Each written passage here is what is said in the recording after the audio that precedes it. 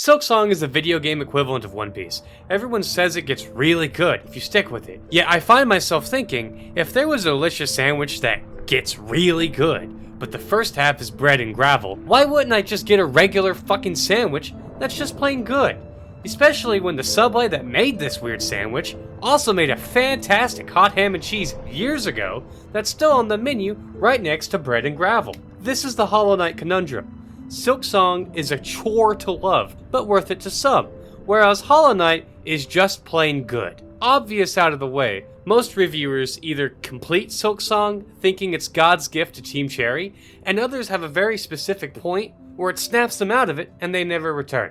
I'm in the second camp, and unfortunately, I cannot make any claim past the first act because I was kicked out early. I made the mistake of slamming my head into this fucking thing. I know a large chunk of you are laughing at me for this, but hear me out. And then you can tell me all about how easy peasy this thing is if I just get good or look up some fuck-ass tutorial. Let me be clear, I got bullied by this fucking bug. It was an ass whooping so thorough that I had to go back and play the first Hollow Knight to see if I even knew how to play these games. Having refreshed myself, I can confidently say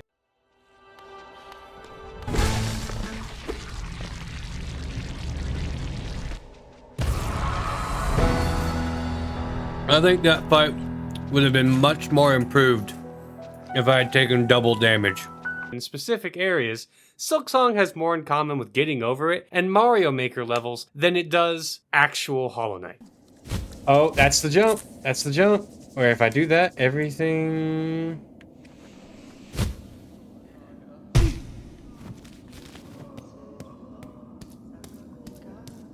Okay. Yes, Hollow Knight absolutely had traps and other shenanigans to keep you on your toes, but they were intelligently placed and had a lot of nuance to when and where they were used. Silksong, on the other hand, is fetishistic with how it places its traps and uses the now mandatory gauntlets that were delegated to the Colosseum in the first game. Oh my god, the same bug I fought before.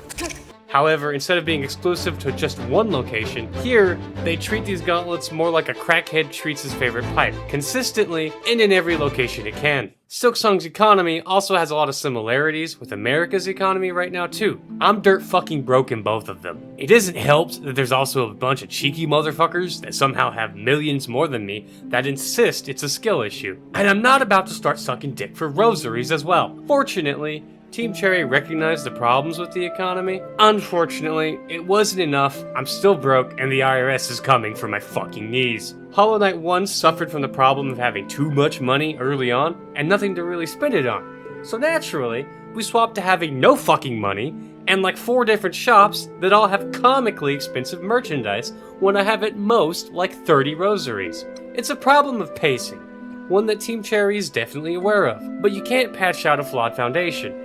Tedious is an apt description of the Silksong experience. Rage baity, even more so. I came into Silksong with the goal of playing it until I knew that my opinion wasn't going to change. After I had done so, it only felt fair to do the same with Hollow Knight. Hollow Knight gave me room to breathe. Silksong starts complicated and stays complicated. It's the difference between an office throwing a pizza party and corporate sending out a notice that the beatings will continue until morale improves. I'm sad to conclude that Silksong is yet another member of the Lost to My Older Brother club, leaving the roster at Machine for Pigs, Silksong, and Abel. The amount of patience that you need for this game to become good is frankly absurd. Why would I devote hours to getting good when I could just play with its older brother and have the game be good? Silksong also made a lot of changes to the Hollow Knight formula, and I disagree with almost every single one of them. I don't want to get into the weeds and dissect the game's flaws, because it doesn't seem like something people would want. So I'm just going to lay out the big ones, start positive, and then lead to where they fuck it up. Being able to heal 3 masks quickly is fun.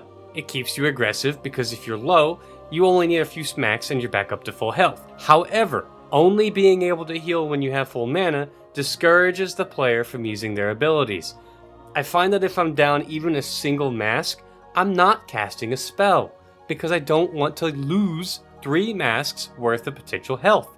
Most bosses constantly doing double damage makes the individual attacks lose impact. Taking the same damage when you lightly brush into a boss compared to when it does a body slam makes the body slam feel less intense, because there's no frame of reference to how much 2 damage really is, compared to the first game where there are 2 damage attacks from bosses, but it's foiled compared to the 1 damage attacks that they also have. There's a lot more, but I have to cut it somewhere, and I'm cutting it here. In summary, Silksong feels less like a sequel and more like a fundamental misunderstanding of what made the original Hollow Knight work.